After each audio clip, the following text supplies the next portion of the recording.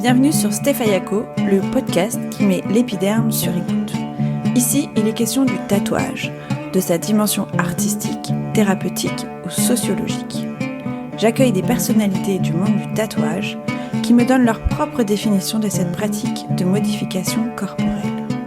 Un point de vue engagé, médical, anthropologique, spirituel, créatif. Bonne écoute!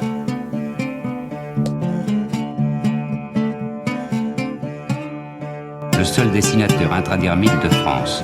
Autrement dit, un tatoueur, disons, légal. Combien de temps pour faire un tatouage? Tout est variable. Qu'est-ce que ça fait mal?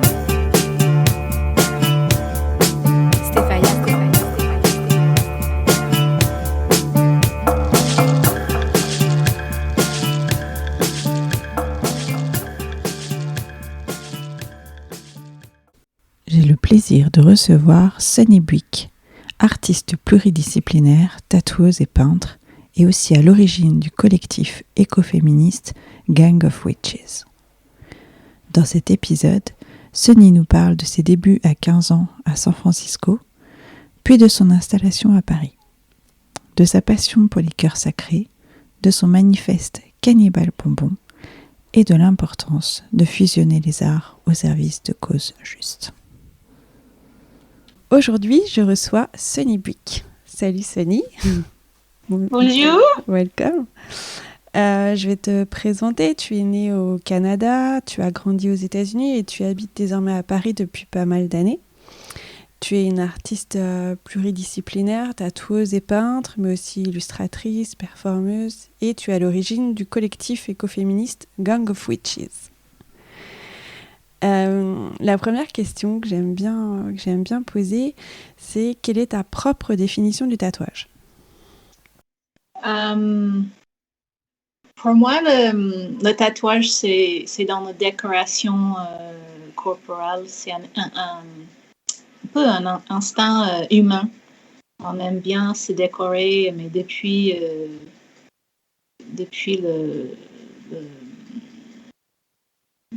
le début de l'humanité, hein. Dès qu'on a découvert qu'on peut faire un marque sur le peau, je pense que ça a intéressé. C'est une façon de s'exprimer. Et je pense que l'art, c'est vraiment nécessaire d'exprimer la sensation d'un esprit. C'est quelque chose de spirituel. Même les Néandertals qui a marqué les intérieurs des grottes, c'était quelque chose qui était nécessaire. Alors, le tatouage, c'est dans la mode. C'est une façon de faire individualiser, d'être un peu différente des autres, mais aussi exprimer ses goûts, ses idées, son histoire aussi. Hein. C'est très, très important dans le storytelling. Le tatouage, de raconter des expériences de la vie sur la peau. Le tatouage aussi, ça peut être de quelque chose ça peut être quelque chose qui est disqualification aussi. Ça peut être un truc négatif, une façon de sentir mal. Ça peut... Mais pour la plupart, je pense que des gens font des tatouages dans des périodes positives. Ils marquent des choses importantes qu'ils veulent se souvenir. Pour moi, le tatouage, c'est vraiment l'art, quoi. C'est humain, c'est l'art, c'est nécessaire.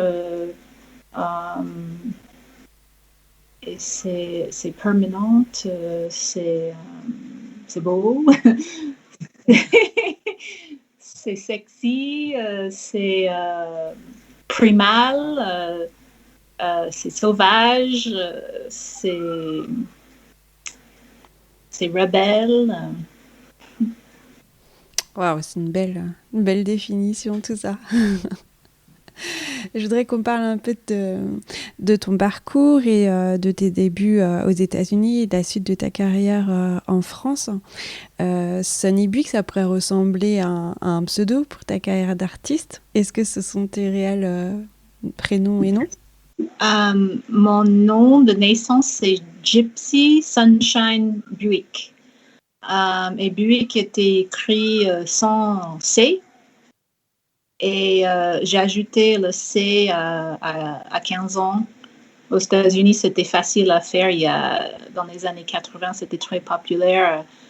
Si quelqu'un qui avait un Y dans leur nom, ils ont fini avec un I, juste pour être un peu différent.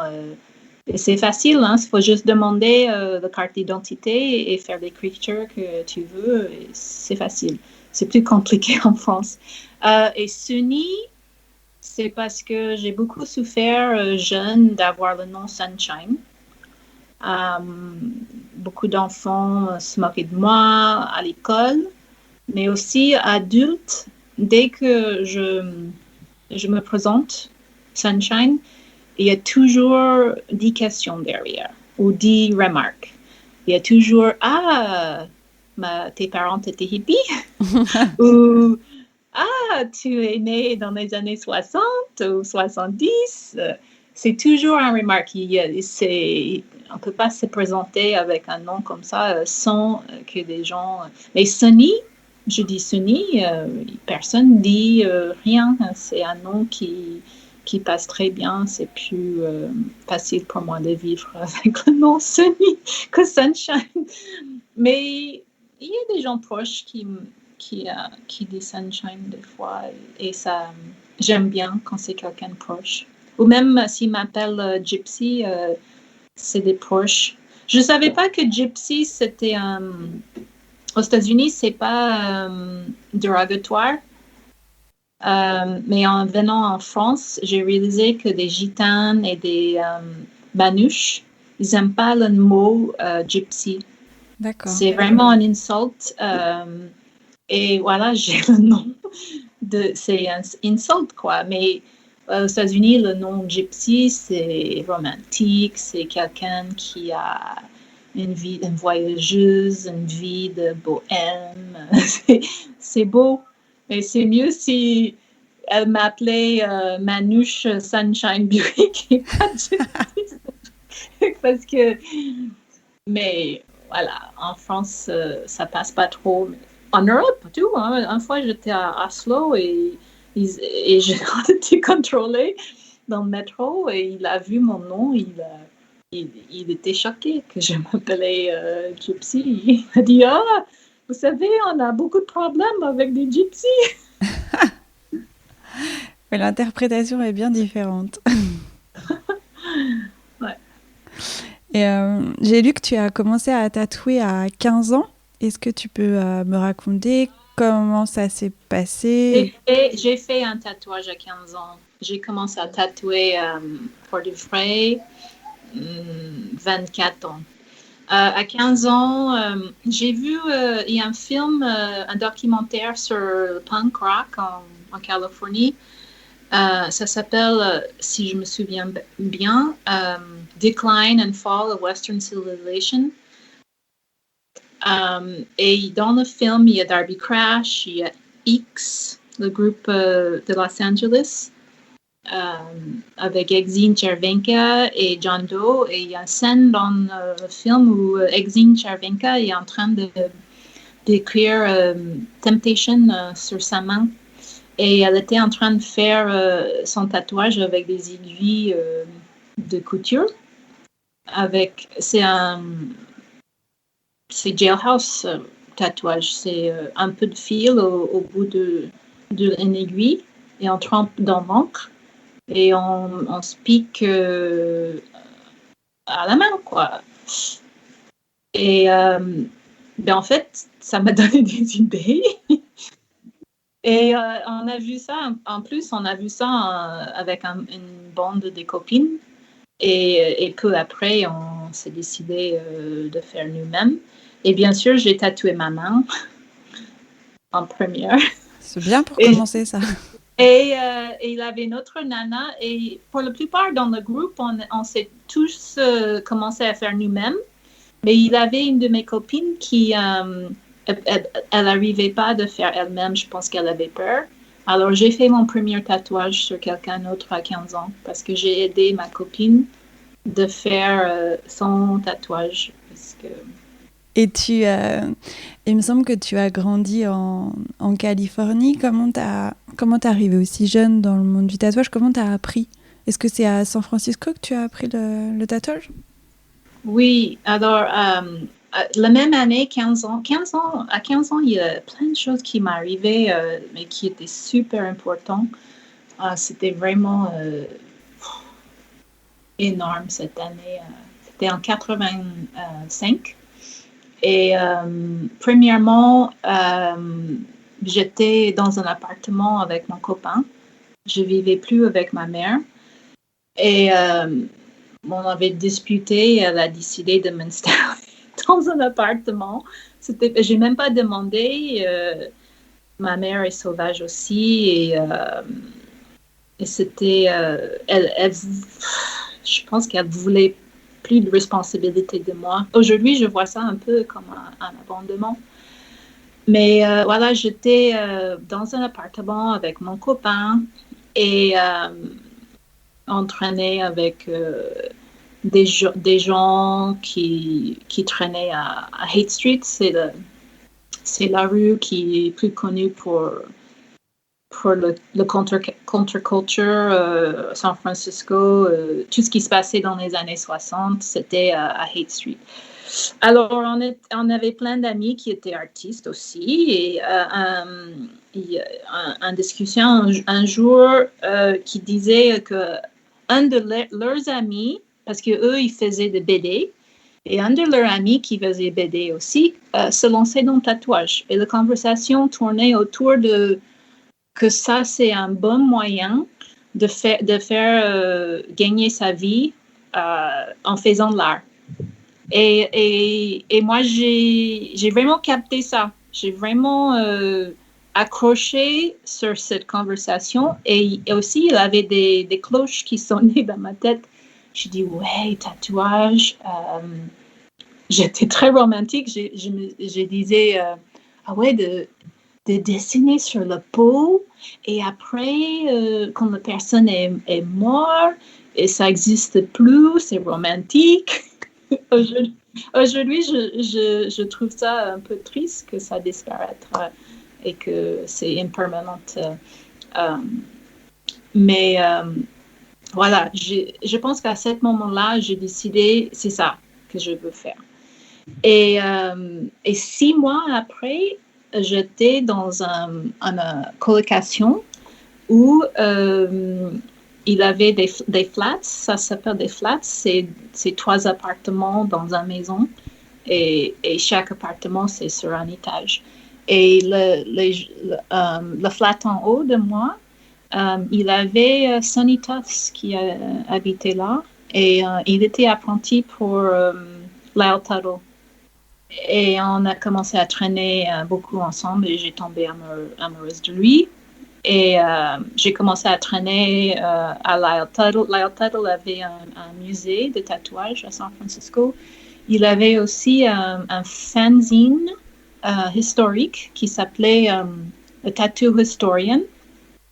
Et j'ai aidé à fabriquer cette magazine, fanzine.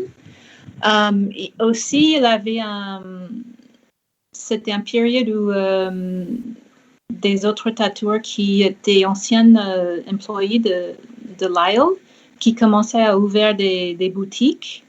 Erno Zabatti, il a ouvert sa boutique à cette époque. Et j'ai beaucoup visité là-bas aussi. Mais tous ces hommes... je pense qu'il me voyait plus comme de viande qu'une personne. Les femmes n'étaient pas bienvenues dans le tatou? Non, c'est pas ça. C'était... j'étais un rien, j'étais juste un objet pour quelque chose qui voulait consumé, quoi. Il se demandait même pas si j'étais artistique ou si j'avais quelque chose à dire. C'était plus, oui. Donc c'est pas eux qui t'ont appris le métier. Si, un peu. Je me protégeais. Je pense que je sentais le danger, mais et en plus j'étais juste super consciente de la réalité des choses, mais j'ai continué de trouver mon chemin et voilà, je pense que aussi le fait d'être une femme et d'être peut-être attirant, ça a joué pas mal sur mes succès aussi. C'est pas que j'ai exploité leur attirance pour moi, mais je pense que ça jouait sur le fait que je pouvais imposer dans... Oui, avoir accès. Oui, je pense que... Ouais. Et je pense qu'il y a aussi... mon premier maître, Henry Goldfield, lui, il voulait toujours avoir au moins une fille dans la boutique. Il disait que d'avoir une femme dans la boutique, c'était bien parce que sinon, la boutique sentait comme de vieux chaussettes. Et du coup, tu as fait un vrai un apprentissage à l'ancienne avec. Oui, mais pas tout de suite. J'ai cherché presque 8-10 ans. J'ai frappé sur plein de portes. Je savais que je voulais tatouer, mais c'est difficile d'entrer dedans. Et j'ai fini par commencer avec des amis et après chez moi. Et après quelques années d'avoir fait ça, j'ai réussi d'avoir un apprentissage. D'accord. Et maintenant, ça fait combien de temps que tu tatoues ? 28 ans. 28 ans, waouh. Et depuis quand tu es arrivée depuis quand tu es arrivée à Paris, enfin, comment ça s'est passé un peu cette suite de parcours, de carrière aux États-Unis et ton arrivée à Paris? Ça fait 18 ans que je suis à Paris. Moi, j'étais toujours francophile. Quand j'ai parlé de 15 ans, à 15 ans, j'ai commencé le lycée. Et on est obligé de prendre une deuxième langue et j'ai étudié français. Et là, j'ai tombé amoureuse de le son de ce langage. Et déjà, j'avais une idée que je voulais être artiste et j'étais en train de lire la littérature qui sortait de Paris des années 20. C'était vraiment un centre d'intérêt pour moi dans la littérature. Alors, j'avais des fantasmes autour de Paris et aussi dans mon identité, je pensais qu'une artiste doit parler français, c'est absolument nécessaire de vivre à Paris. C'est comme ça qu'on devient artiste, peintre, porter le barret. Bon cliché. Oui, non, ça faisait partie d'un rêve. À 15 ans, j'étais frustrée un peu. J'ai pris français 2 ans. Et j'ai réalisé que jamais je vais apprendre en prenant les cours parce qu'il n'y a aucune chance de pratiquer la langue. Et ma mère m'a dit il faut vivre dans le pays pour apprendre à parler en deuxième langue. Alors, dans ma tête, à 15 ans, je me suis dit un jour, je vais aller vivre en France. C'était juste une idée comme ça, un fantasme. Mais voilà. Alors, j'ai fini l'école, j'ai devenu tatoueuse, je fais ma vie à San Francisco, j'étais mariée et ça a échoué.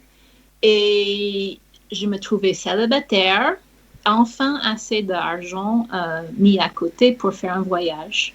Et j'ai fait mon premier voyage à Paris en 2001. En octobre 2001, juste après le 11 septembre, c'était juste quelques semaines après. Des billets d'avion étaient un peu moins chers. Voilà, j'étais terrifiée. J'ai passé une semaine à Londres parce que j'avais des amis à Londres. Et quand j'étais dans le TVG, entre Londres et Paris, j'avais peur. J'étais terrorisée. Je me suis dit, je vais pas être capable de communiquer. Je vais mourir de faim. J'ai réalisé, oh merde, je vais dans un pays où je parle pas de la langue. Mais tout se passait bien et en fait, j'avais raison. Paris, c'était juste magnifique pour moi. Je sentais qu'il y avait quelque chose d'ici. J'étais amoureuse de l'architecture, les rues qui étaient toutes comme crooked.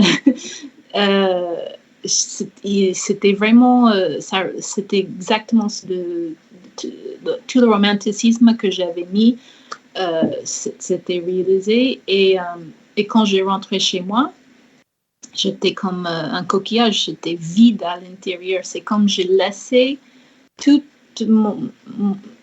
mes espoirs, j'ai laissé mon cœur, j'ai laissé tout à Paris. J'ai rentré à San Francisco et je me suis dit, mais il n'y a rien pour moi ici. Et c'était dur parce que je ne savais pas comment je vais arriver de vivre en France sans avoir l'argent, sans avoir un visa. Je ne savais pas trop comment je peux réaliser ça, mais j'étais sûre que je voulais faire. Et j'ai décidé de juste commencer à essayer de faire tout le nécessaire pour venir. Et en fait, ça arrivait assez vite. Il y a des choses qui arrivent et boum, 1 an et 3 mois après, je suis venue m'installer en France. Ouais, tu t'es vraiment donné les moyens de tes ambitions. Et du coup, depuis que tu es installée à Paris, quel a été ton parcours depuis que tu es là jusqu'à l'ouverture de ton atelier, par exemple? J'ai bossé dans plusieurs boutiques. C'est grâce au tatouage que j'ai appris à parler français. Quand j'ai arrivé en France, je pouvais commander à manger, je pouvais demander plein de questions, mais dès que des gens commencent à répondre, là, je suis perdue. J'ai perdu le fil de conversation. Mais et moi, j'ai cru que tous mes clients, comme tous mes amis à Paris, dans le milieu rock'n'roll, ils parlaient anglais. Alors, on parlait anglais avec des amis. Et j'ai croyais que ça va être le cas avec mes clientes. Mais pas du tout. Mais tous mes clientes parlaient pas du tout anglais.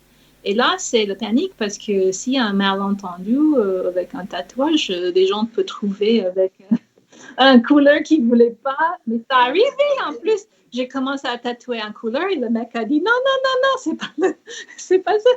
Mais j'avais préparé une liste des choses, toutes les choses qu'on dit à tous les clients. Et si j'ai oublié comment dire un truc, j'avais mon petite feuille. Et chaque jour, pendant des heures que j'ai passées à tatouer des clients, j'avais des choses que j'ai voulu dire dans la conversation et j'ai noté et j'ai demandé à quelqu'un de me traduire. Et chaque jour, j'ai ajouté on est allé un peu plus loin dans la conversation chaque jour que j'ai travaillé. Parce qu'il y a... C'est ça que j'étais en train de penser pendant que je tatouais. Qu'est-ce que je vais dire à cette personne? Qu'est-ce que j'aimerais dire à cette personne? Et c'est grâce à mes clientes que... Alors, ça m'a pris 1 an avant que j'ai arrêté de parler en anglais. Et peut-être 3 ans après, j'étais à un bon niveau. Et maintenant, ça fait des années que je fais aucun plus progrès. Je reste au même niveau. C'est frustrant, hein? J'aimerais bien être parfait, sans accent. Mais c'est fou, hein, que je reste à un certain niveau, j'avance plus. Ah non, faut garder cet accent. Après, c'est sûr que peut-être qu'au bout d'un moment, ça stagne. Ouais, voilà, j'ai cherché longtemps ma place à Paris. J'ai travaillé dans plusieurs boutiques. Je me sentais pas à l'aise, je me sentais pas bienvenue. J'avais pas mal de mauvaises expériences dans le milieu de tatouage à Paris. Et un jour, je me suis décidée que c'est un problème de métier. Je pense qu'il y a plein de métiers. C'est le même problème. Il y a des jalousies, des concurrences, des couteaux dans le dos. Je pense que ça peut être dans n'importe quel métier où des gens travaillent en concurrence. Et un jour, j'ai décidé, c'était après que j'ai visité un atelier de céramique, je crois. Et c'était un atelier où il y avait un graphiste, un céramiciste, il y avait un peintre. Et j'ai dit hey, ça peut être cool d'être dans un atelier avec des autres artistes et d'avoir un coin tatouage. Et 2 semaines après, j'ai rencontré un groupe de graphistes et il y a un qui voulait apprendre le tatouage. Et j'ai commencé à demander des questions, mais comment on loue un bureau en France et tout, ça m'intéresse, j'aimerais bien de partager quelque chose avec quelqu'un. Et eux, ils sont partis et ça fait tourner dans leur tête aussi. Et ils m'invitaient. Ils voulaient prendre un atelier un peu plus grand. Ils m'invitaient de venir travailler avec eux. Et là, c'était la meilleure idée de ma vie. Parce qu'on était tous créatifs, mais tout le monde faisait quelque chose de différent. Il n'avait pas de cette jalousie, il n'avait pas de concurrence.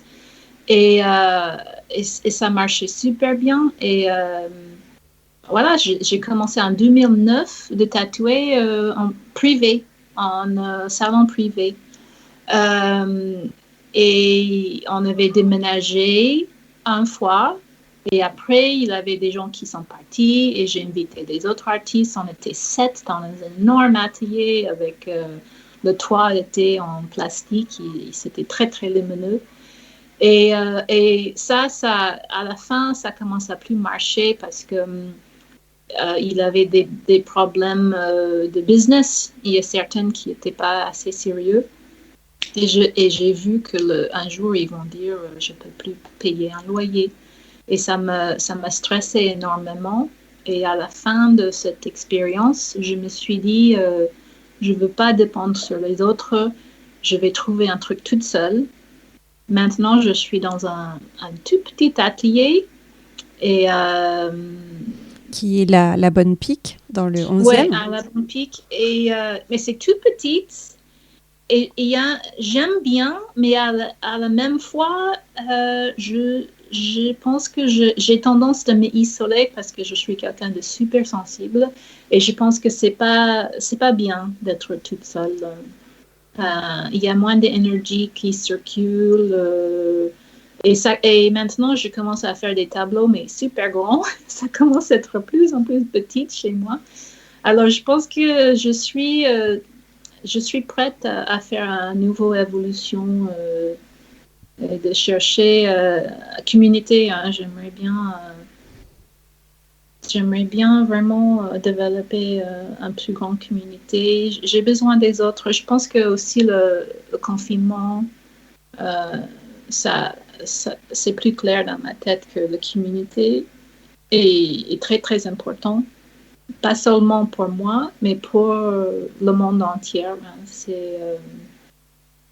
Je pense qu'avec les réseaux sociaux, on pense qu'on est connecté avec des gens, mais c'est pas du tout le cas. Et voilà, c'est à peu près mon parcours jusque-là. Donc, tu es prête pour une nouvelle étape. Je voulais qu'on parle maintenant un peu de ton style. Tu as un style qui est directement inspiré de l'imagerie un peu traditionnelle, des marins, des pin-up par exemple.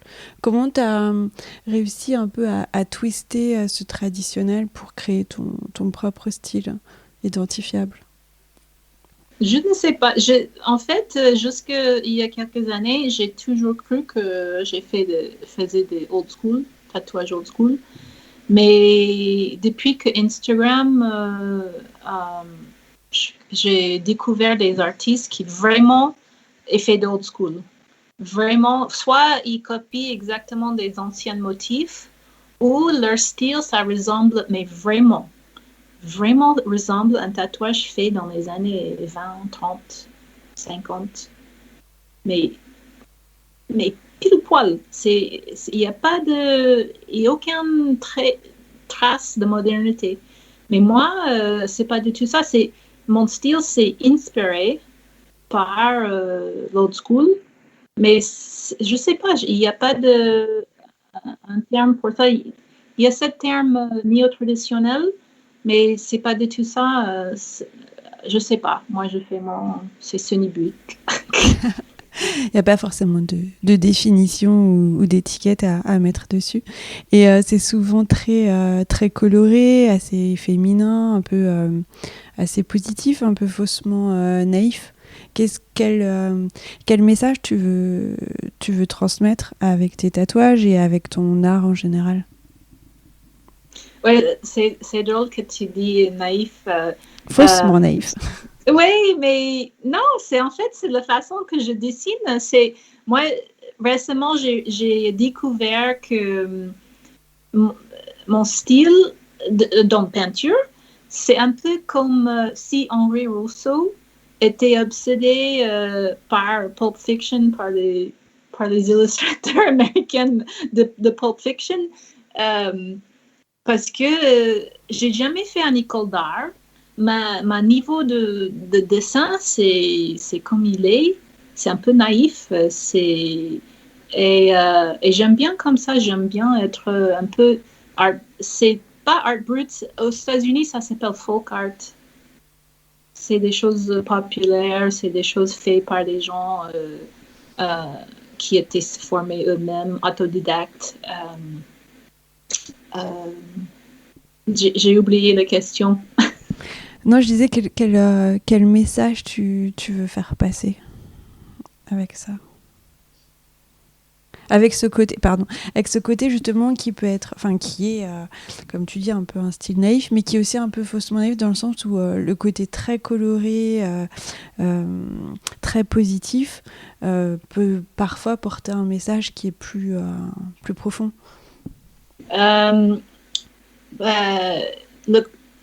Ma mère a pris LSD quand elle était enceinte avec moi.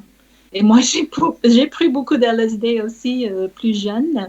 Je fais plus de drogue ni d'alcool, ça fait 21 ans. Mais je pense que les couleurs, c'est peut-être inspiré par les psychédéliques. Mais aussi dans l'art populaire, l'art mexicain, l'art chinois, indien, c'est toujours super coloré. Et un truc qui m'intéresse plus récemment, c'est comment les couleurs travaillent sur nous-mêmes humainement. C'est peut-être un peu ésotérique, mais il y a certaines couleurs qui ont un pouvoir énergétique. Et ça m'intéresse énormément. Et moi, je suis quelqu'un qui est assez optimiste et assez positif. Mais je suis capable aussi d'être gothique et de porter noir et d'être dans les tons gris aussi. Mais ça, c'est effrayant, cette côté de moi, les ombres.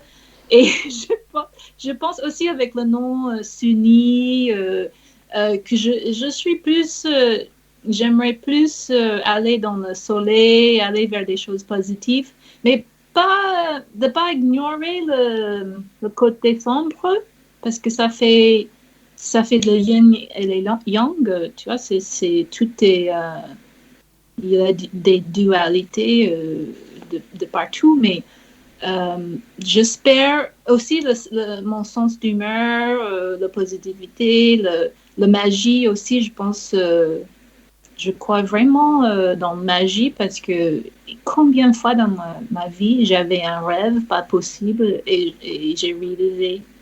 Des idées viennent dans ma tête et quelques semaines après, j'ai le truc.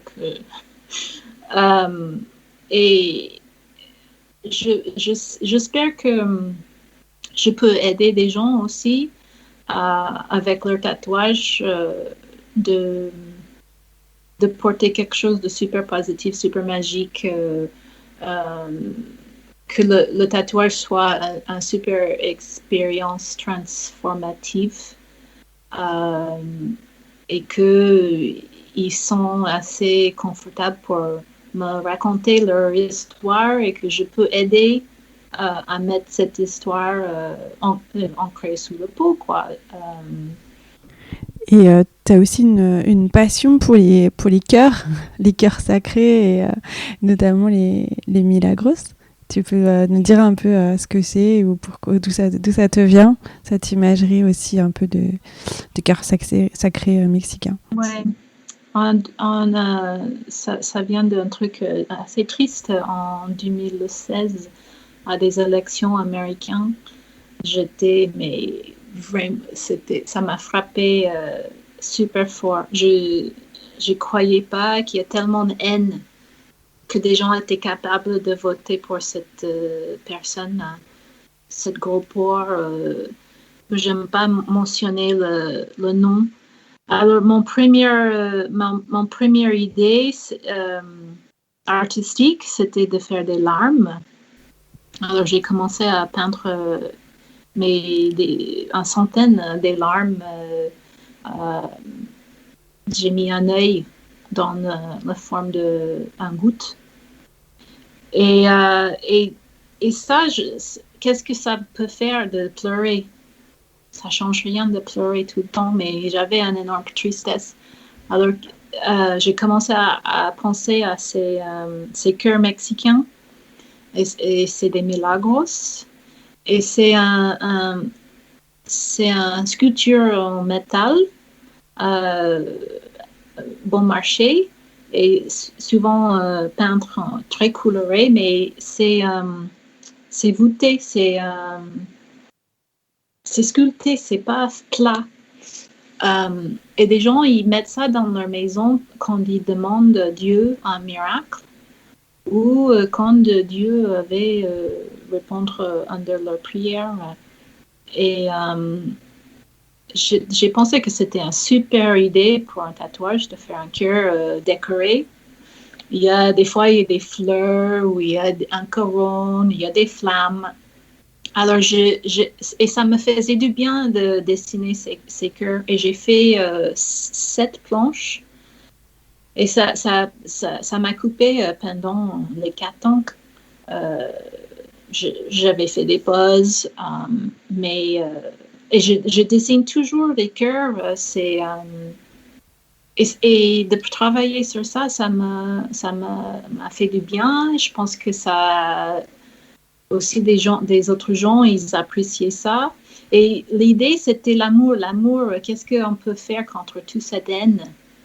La seule solution pour moi, c'est de trouver l'amour, la compassion et de juste essayer de,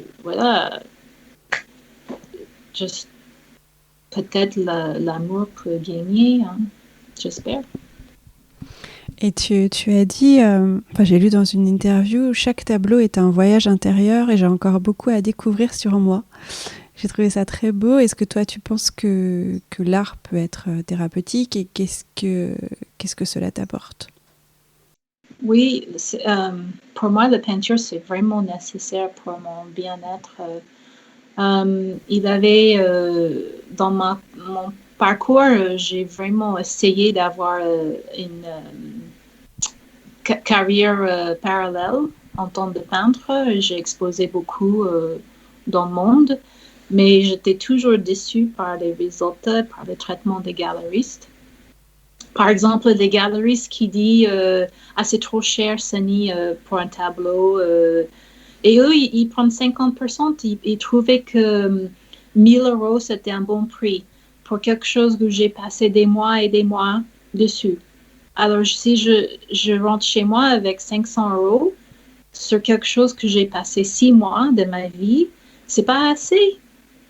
Et quelquefois, j'ai vendu des tableaux pas chers en espérant que cette galerie va continuer de travailler avec moi et petit à petit un peu augmenter mes prix. Mais jamais c'était le cas. J'ai trouvé que j'étais maltraitée par les galeristes. Et petit à petit, j'étais dégoûtée et j'aimais pas les deadlines non plus parce que quand il y a un deadline, je trouve que le travail n'est pas abouti par le temps, par la fin. Je suis pas prête! Et, ça met trop de pression. Oui, ça met de la pression et en plus, j'ai réalisé beaucoup plus tard, mais quand je peins pour vendre, c'est pas du tout bien. Je ne mets pas toute mon âme dedans. Mais quand je fais un tableau, et c'est pour moi, pour accrocher chez moi, je travaille jusqu'à ce que je suis amoureuse de ce tableau. Et je veux garder pour moi. C'est mon bébé. Je ne veux pas vendre. Sauf si quelqu'un me paye super bien. Tous les heures, il me paye comment tu dis, hourly wage en français. Si quelqu'un peut me donner un taux d'horaire raisonnable pour mon tableau. Mais malheureusement, j'ai choisi un style qui est super long. Il y a des peintres qui font des choses magnifiques comme Miss Van. Tu connais Miss Van? Oui, j'adore. Elle peut faire un tableau, ça prend 3 jours maximum. Mais c'est magnifique. C'est magnifique, mais elle passe pas énormément de temps sur ces tableaux. Mais moi, j'arrive pas d'être lâchée comme ça. Mais voilà, l'histoire, c'était j'étais jusqu'au bout de mes passions avec le monde de l'art. Et j'étais vraiment en train de sentir envie d'arrêter de peindre. Mais j'étais tellement déçue que j'étais là, je vais arrêter de peindre. Et j'ai dit, ça c'est dangereux, ça va être vraiment tragique. C'est tous ces galeristes fait que tu arrêtes un truc comme ça. Parce que à chaque fois que je réussis un tableau, j'ai passé des heures de vraiment être présente, de sentir mes sentiments nécessaires, des choses des fois très... je suis quelqu'un de très émotionnel. Voilà, je suis devant le tableau et c'est... et la peinture aussi, c'est très forgiving. Comment tu dis forgiving? Pardonnable. Parce que si tu fais un tatouage, tu fais une erreur, c'est catastrophique. Si tu fais une erreur sur un tableau, c'est pas grave. Ça peut se rattraper, c'est peut-être dans le sens rattrapable. Oui, je peux rattraper, mais au même un tableau, c'est vraiment une transformation. C'est alchimique. Tu prends des pigments mélangés avec de l'huile, tu prends des pinceaux et après tu finis et c'est quelque chose d'autre. Tu as transformé ça dans quelque chose de magique, quoi, qui exprime à des autres un truc spirituel. Sans utilisant des mots, parce que là, j'ai du mal des fois avec le français de m'exprimer, mais même en anglais, les mots, c'est difficile des fois de communication. Mais avec des images, c'est beaucoup plus facile. Hein. Alors, je pense avec peinture, des fois, des choses que je suis même pas connaissant. Je suis même pas connaissant de ce qui se passe dans ma tête et je transmets ça dans le tableau. Après, je réalise qu'est-ce que j'étais en train de sentir. Après, je réalise le message. Mais pendant que je suis en train de faire, j'ai aucune idée. Je fais un joli tableau. Et ça, c'est la thérapie. C'est c'est quelque chose interdit, que je m'interdis dans la conscience. C'est quelque chose sous-conscient qui sort. Et c'est moins effrayant quand ça sort comme ça.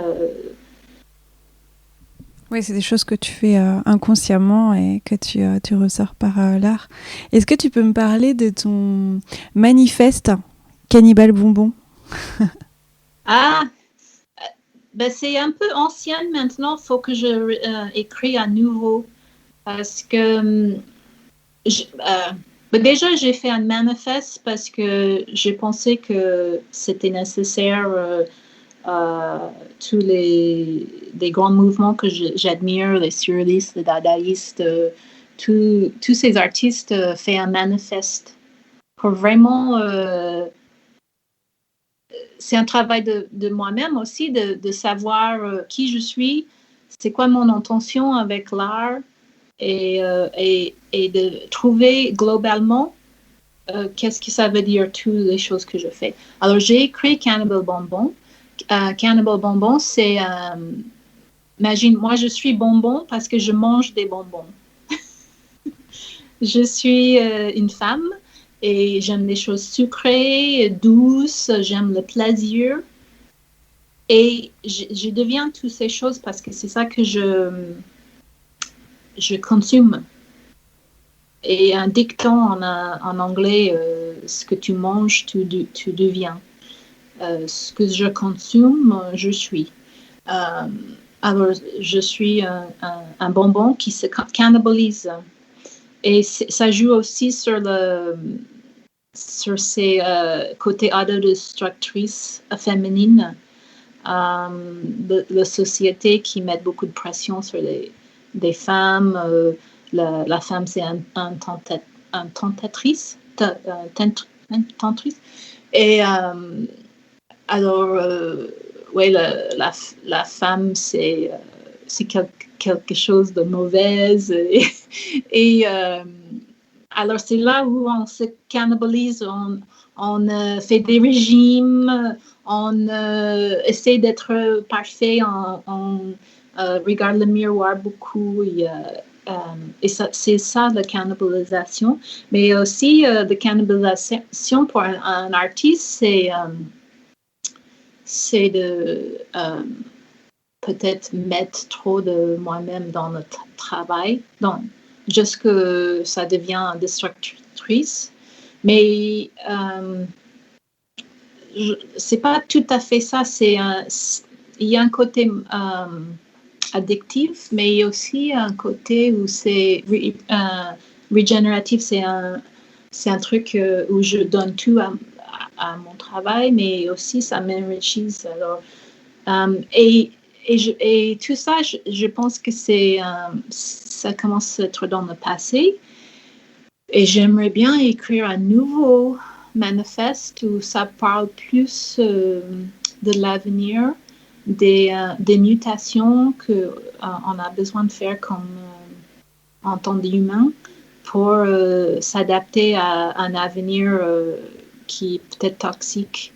Alors, je peux, par exemple, j'ai fait une tigre, mais elle a encore d'une femme. Et j'ai fait un oiseau, mais avec une tête de femme. Toutes ces idées de chimera et des mutants, c'est une idée que j'ai pour l'avenir, que peut-être l'humain, il a besoin de faire une évolution extrême pour survivre. Sinon, on va disparaître. Tu es membre fondatrice du collectif écoféministe Gang of Witches depuis 2016. De qui est composé ce collectif? Ça change, c'est géométrie, comment ça s'appelle? Variable? Oui. Alors, des gens qui sont dedans, ça change des fois, mais il y a Sophie Rook et Paula Evelyn et moi qui a commencé le collectif Sue est dans le collectif. Oui, j'adore Sue. Je suis trop fan depuis toujours. On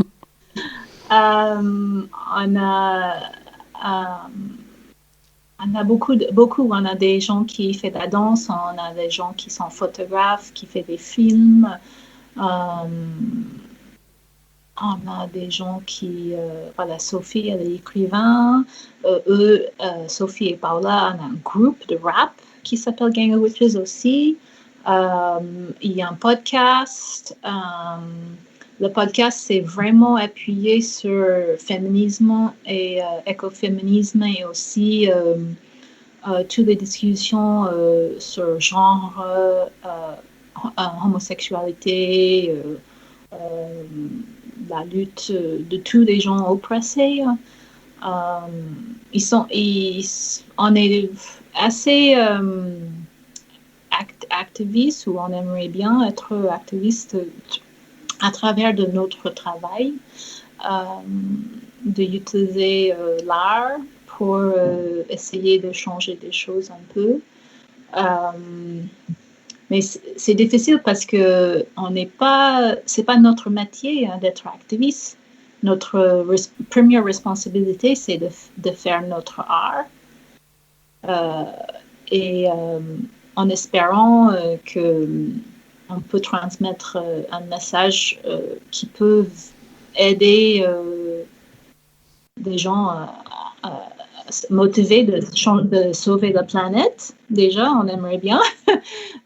Sinon, par exemple, en être un exemple pour les autres, une inspiration pour les autres de faire des petites choses, hein, de peut-être manger un peu moins de viande ou essayer de protéger la nature un peu plus, d'être plus consciente des gens oppressés, de protéger des femmes, protéger des transgenres. Et justement, oui, vous souhaitez militer contre les inégalités de genre, dénoncer les violences, casser les injonctions, questionner le rapport à la nature. Tu penses justement, oui, que l'art peut être engagé et faire bouger les choses? Oui, il y a beaucoup des invités sur le podcast qui sont militants. Moi, je ne me sens pas militant, mais j'ai des convictions, des très fortes convictions, mais je ne veux pas passer ma vie de faire ces luttes parce que c'est juste, je peux être noyée dedans. J'ai des amis qui ont fait beaucoup de protestes pendant le Gilets jaunes et tout, et elles se trouvaient dans une dépression après. Oui, ça s'appelle le burn-out militant. Oui, et je dis, mais toi, tu peux pas sauver le monde toi-même.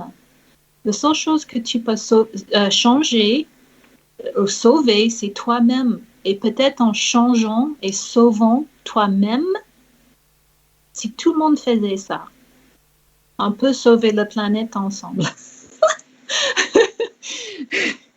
Et avec le collectif, vous multipliez les moyens d'expression et de diffusion. Le collectif, c'est vraiment... on a décidé de se réunir pour être plus puissante dans un groupe, de se entraider, mais de vraiment ramasser tous nos pouvoirs individuels, et quand on est soudés ensemble, ça fait déjà un voix plus haut, et on peut vraiment faire des choses ensemble et de faire... j'ai du mal. Mais je voulais justement parler, vous avez organisé un festival qui s'appelle Patriarchy is Burning en 2019 au Palais de Tokyo. Justement, quel était l'objet de ce festival? Moi, je ne fais pas partie de l'organisation. Ça, c'est c'est le chef du gang qui fait toutes les organisations. Mais à chaque fois, c'est un thème. Et à Palais Tokyo, le thème, c'est Patriarchy is Burning.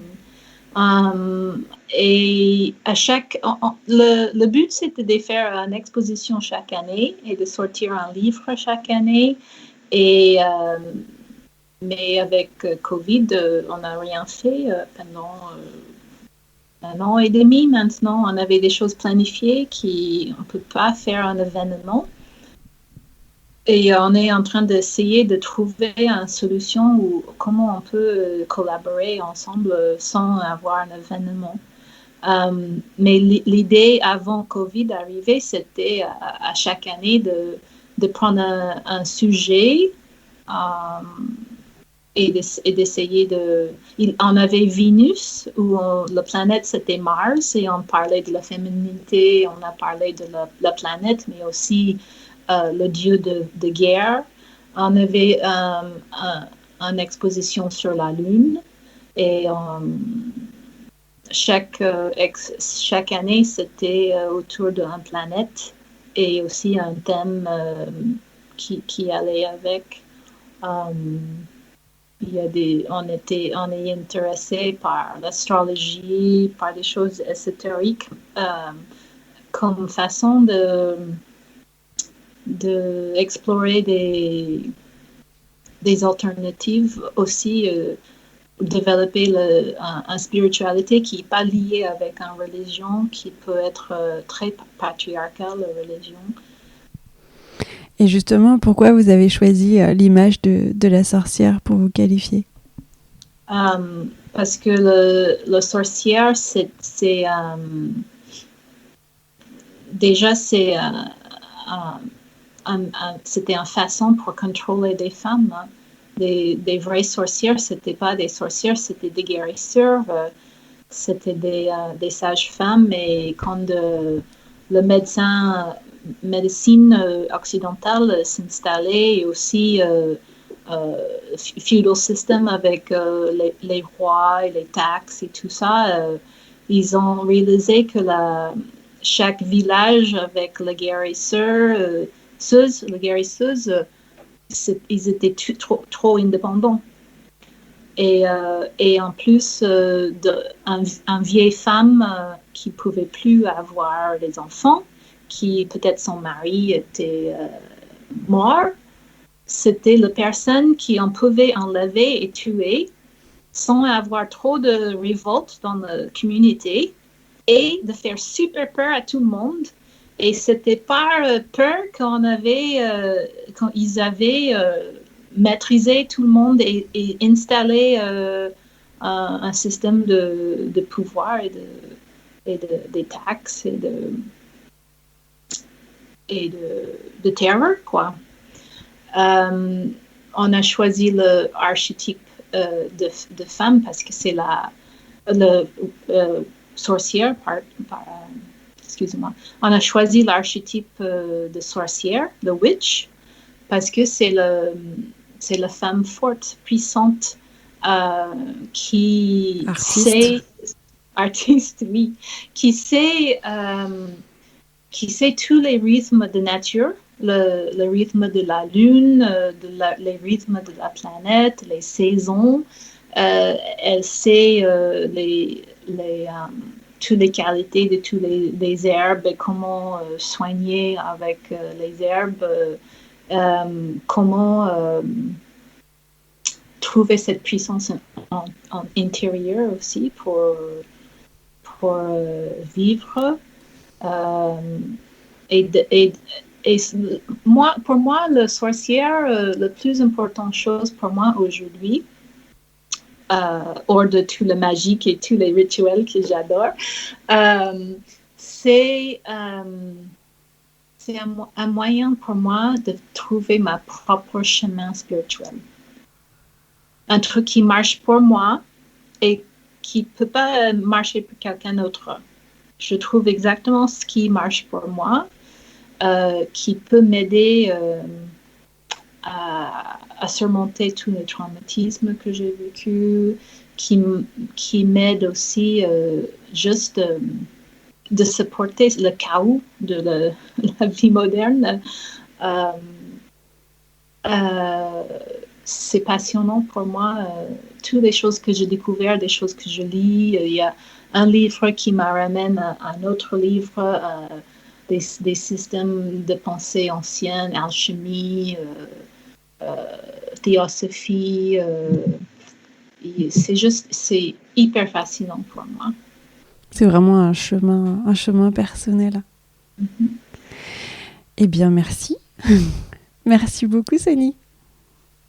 Merci pour cette interview.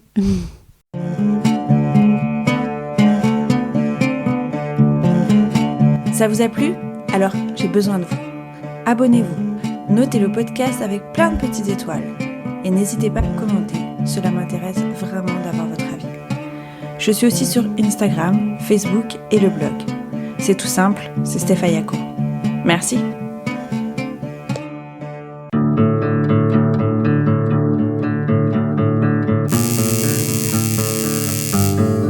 Steph Ayako.